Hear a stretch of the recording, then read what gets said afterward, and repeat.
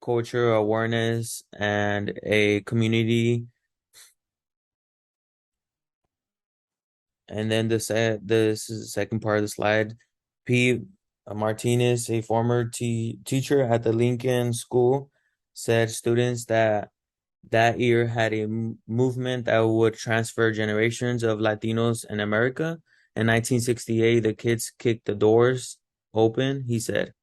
In 1968, Mexican American students living in the East Side downtown were put into high schools with some of the worst dropout rates in the nation. 57% at Garfield and 45% at Roseville, 39% at Lincoln. East Side high schools were run down overcrowded. The community had little political power. The Mexican American community was young. About half of the population was under 20, and there were no Mexican Americans on the city or the board of supervisors.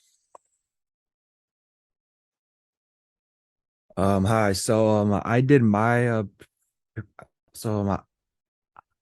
slides on the article from history.org. It's called How the 1968 East LA Student Walkouts Ignited the Chicano Movement. To start, on March 1968, 22,000 students, a majority of them were Mexican American students, walked out of their classrooms across 7 high schools across LA. And these schools were located like across neighborhoods in the East Side and East Los Angeles, where Mexican Americans mainly represent 75% of the student population. And the students protested the educational inequality they were going through. The schools they attended were run down. The schools were understaffed. The teachers worked long hours and did not have enough training, and not enough teachers or counselors. I'm sorry, and there were not enough teachers or counselors for the students.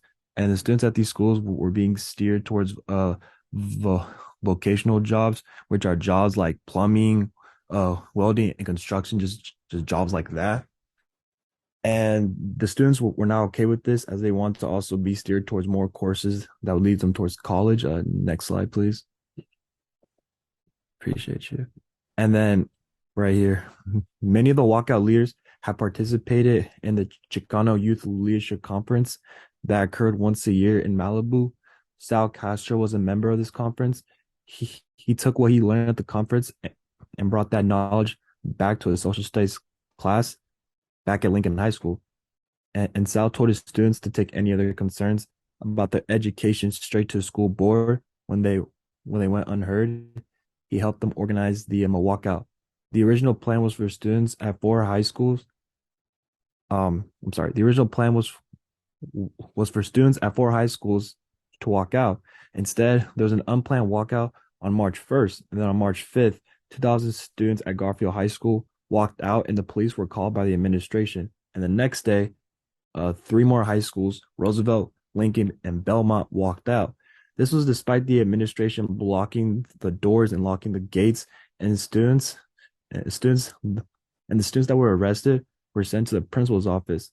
And parents and community members also joined the protesting students as well. A week after the walkouts, a group consisting of students, teachers, parents, and community activists attempted to meet with the Los Angeles Board of Education to state their 39 demands.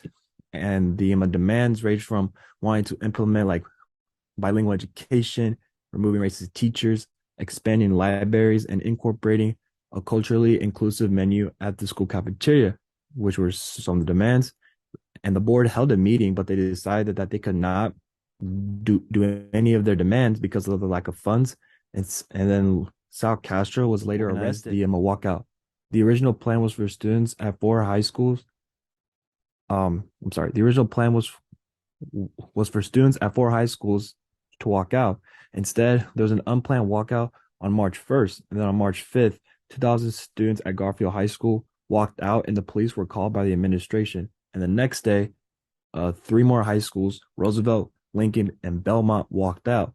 This was despite the administration blocking the doors and locking the gates, and students, and the students that were arrested were sent to the principal's office. And parents and community members also joined the protesting students as well. A week after the walkouts, a group consisting of students, teachers, parents, and community activists attempted to meet with the Los Angeles Board of Education to state their 39 demands.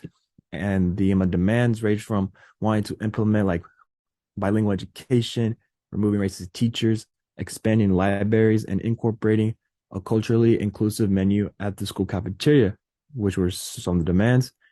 And the board held a meeting, but they decided that they could not do any of their demands because of the lack of funds. And then Sal Castro was later arrested after this, along with 13 other group members for disturbing the peace. But the charges were all dropped soon after, and Castro did lose his job at Lincoln High School, but later he was reinstated. Next slide, please. Appreciate you. And then, although the actual walkouts had no immediate effect in changing the conditions for Chicanos in LA schools, many historians and activists say that the walkouts were the catalyst for the Chicanos civil rights movement. And then many walkout participants and youth organizers who participated in the walkout also participated in the Chicano moratorium of August 29th, 1970, which was an anti-Vietnam War march. And it became the largest protest in LA history at the time of the article. And the walkouts in the moratorium inspired a generation of artists, writers, and activists and educators who are still active, all which became active members in their community. Next slide. So in the article, what is the significance of the 1968 East LA walkouts? They talked about the East LA walkouts and how they started a ripple effect for later movements. They talked about how the FBI, they talked about the FBI involvement in the walkouts, that they tried to infiltrate the movement, which fueled the activists even more. It made them believe in even more that they did not intend to listen to them. And ultimately, they talked about what the walkouts led to and how it affected other things in Chicano Mexican American culture. Next slide. And then in a new weapon, a new monster, the walkout, the East Los Angeles students walkout of 1968 by the College of Wooster Libraries. It states that it states how the students in East Los Angeles embraced their culture. They identified as both students and Mexican Americans to protest against the racism that they saw in their schools. The students protested what is known as educational racism. This term refers to different ways the education system in East Los Angeles discriminated against Mexican American students based on their race. Okay, so on my specific part, we're going to talk about the leaders of the movement. One of the leaders of the walkout was the Cal State LA alumni, Sal Castro, who was a social studies teacher at Lincoln High School when students launched their protests.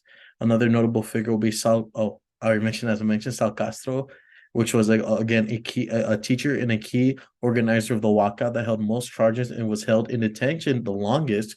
Another name that's notable would be Carlos Montes, was a student from East Los Angeles College in 1968 and a member of the Brown Berets and the activist Chicano group that helped execute the walkouts.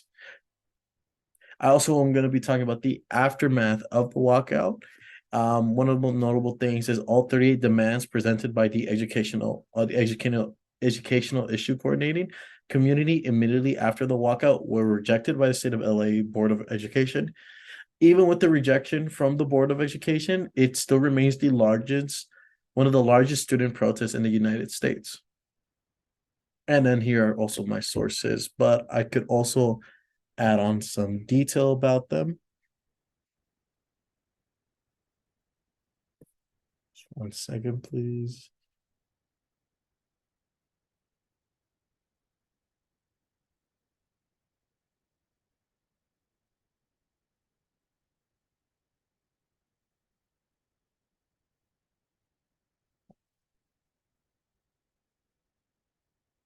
See if I can see it from here.